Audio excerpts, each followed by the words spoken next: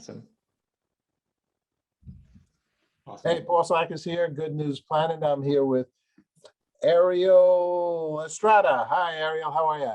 Hi, Paul. How are you? I'm good. Thanks so much for having me.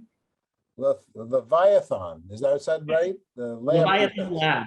Yep. Okay. A reading series celebrating Filipino American History Month. Our audience knows we have done lots of shows, and we have Good News on Filipino community. We have Good News Philippines. And welcome, and thank you very much for agreeing to speak with us here. All good.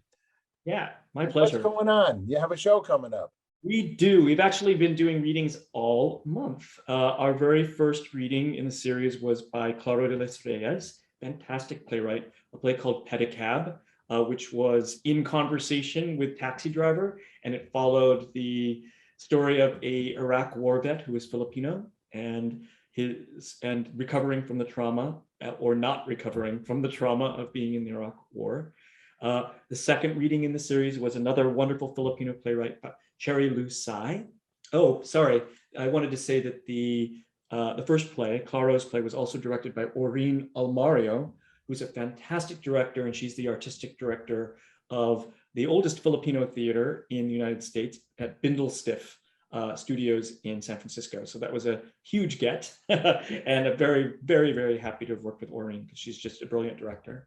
The second play in the reading series was another Filipino playwright, Cherry Lu Sai, and her play was called Paper Swag, directed by Ifa Baeza, who, if you're a theater nerd like me, know that Ifa is a huge name. She's the sister of Njazaki Shanje, and just a fabulous human being.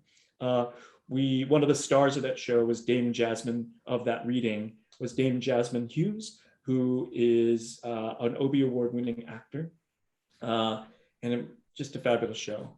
And then I'm finally ending the series next Tuesday, the 26th, with Christine M. Reyes' show, Lola Luning's First Steps. And it's all these readings are raising money for the National Asian Pacific Women's Forum, which, using a reproductive framework, advocates for policy change for AAPI women and girls, and also all women of color.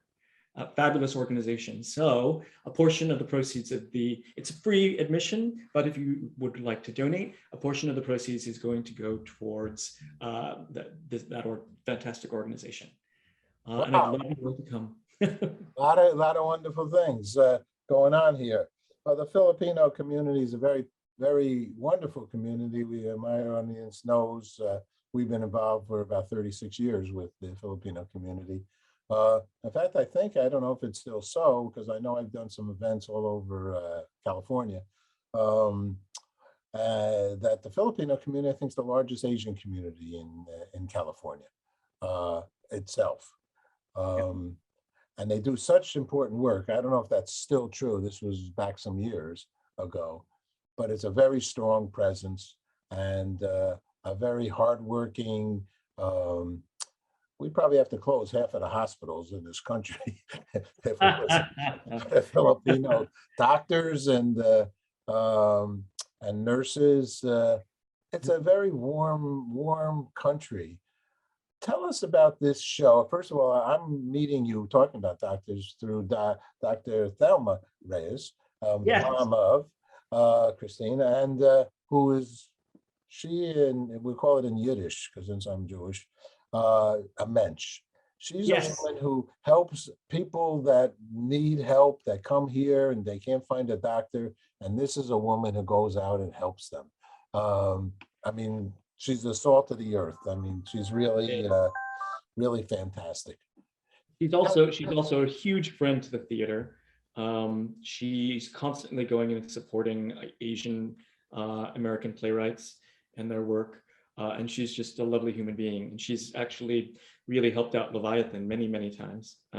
She actually helped us with getting the word out about a production Leviathan did this past summer with one of our programs that we have is we fiscally sponsor artist groups. And we work with a group called Collaboration, which is an all AAPI producers collective. We produce, I'm part of it, and we produce musicals and cabarets. We did a fantastic online version of this past summer of Gentleman's Guide to Love and Murder, which was also a fundraiser for Stop AAPI Hate, and we raised $25,000 for them.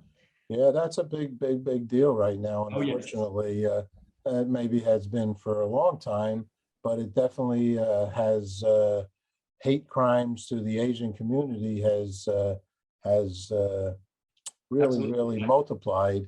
I guess I guess since we have been with the Asian market 36 years, as I mentioned, I did the amnesty program for the Asians here in America back in the 80s, where they just had to sign in. They didn't have to leave the country. They just had to sign in and they could become a citizen. I guess with this last year's and the concerns or the commentary about where COVID began, Yes. people took that as, not in a good way, some people, and picked on the Asian community, and I think still do, right? They do, unfortunately. It's just not in the news as much. But I'm still hearing stories of people getting attacked all the time. In fact, just a month ago, a good friend of mine who's also a Filipino theater artist, Potri Ranki Mamis, was attacked on the subway the other day. She's fine, thank God, but it certainly was traumatizing and very, very scary. Also, another friend of mine just yesterday, was yelled at on the subway. So, and called all sorts of terrible epithets. So luckily he started filming, and the second he started filming, the person walked away, shut up and walked away. Oh boy. Who's Luna Luning? Lola Luning. Lola Luning's First Steps. That is Christine Reyes's wonderful play that we are reading next Tuesday at 7 p.m. And it is a fantastic play about Filipino comfort women. So if you know anything about the history of the Philippines, unfortunately, we were taken over by Japan at that point. And one of the many things that happened was that when Japanese soldiers came over, they ended up enlisting many of the women into sexual slavery, right? And they were called comfort women, or yaju, I believe was the Japanese word for it. And in 2014, there was a protest at the Japanese embassy in Manila by 8 former comfort women who did a dance protest in front of the Japanese embassy, asking for many things, for an apology. They were also asking for compensation from the Japanese government, right? Because they lost their entire properties, they lost years of their lives. And they also wanted to make sure that the Japanese talked about it in their history books, that they didn't try to sweep it under the rug, right? This was the inspiration for this play. And in the play, you'll see some nods to the fact that it was a dance protest, and that they spent the time during this protest dancing in front of the embassy, which I thought was kind of brilliant. And these were very elderly women, at that point. One of the women, her name was Narcisa. She was 84 at the time, right?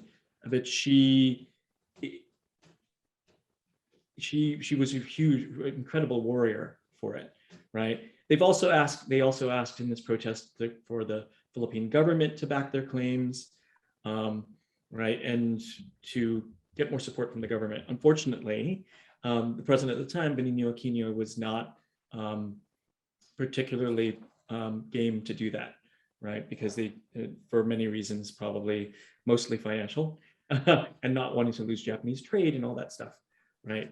But it's a wonderful story about trauma, right? And how this kind of trauma, right, of can follow through generations, right? It follows not only the woman who was the comfort woman, right, but also her daughter and her granddaughter, right? And that trauma has affected them all the way through their lives, through all three of their lives.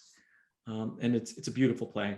And it's a one act. It's about 45 minutes long. And it's just gonna be lovely. And again, it will raise money for the National Asian Pacific Women's Forum. So Christine, I interviewed her once before. She's not afraid to get into subjects that are concerning. I Yes. forgot what her last, I can't recollect what it was, but I know it wasn't Frozen, the stage show. She does have a show. She does have a really wonderful play called Eggs on Ice that I adore. I think it's hysterical. I actually was in a reading of it in my other life as an actor. I was in a reading of it a few years ago. And it's very, very funny about an egg harvesting factory set in the near future. And how she makes this very, very funny play about egg harvesting. You'll have to just read more of her plays, and She's somebody out fantastic. there is going to have to produce her. There you go. She's fantastic. You're fantastic too. All right. And how do people get to it? Is it a Zoom or what? It's a Zoom. It is a Zoom. You can go to, I'm going to put this link in the chat, but I will also read it to you so that you know. Yeah, the chat's not, the people won't see it. They won't see it. Okay, so you're going to go to bit.ly/Lula-Looning-Reading, right? And you can also go to Leviathan Lab's Facebook page and go to and register for it on there. That's good. I'll have the text along with this interview right now. Awesome. Well, this Ariel, you're a fantastic guy. Thank you very much. You gave me a lot of wisdom to think on, and I appreciate that. Let me ask you one last question. We're involved with world peace. What is peace for you, Ariel? Oh boy, justice, basically, and getting justice isn't always peaceful. In order to get that peace, you have to fight for it, right? And to get and defining peace as justice is something that sometimes requires a little bit of elbow grease, to say the least. Okay. Yeah. There you go. All right, Ariel, thanks so much for sharing. Thank you so much, Paul. Salamat, Paul. Thank you so much. All righty. Bye-bye. Bye-bye. Nice talking to you.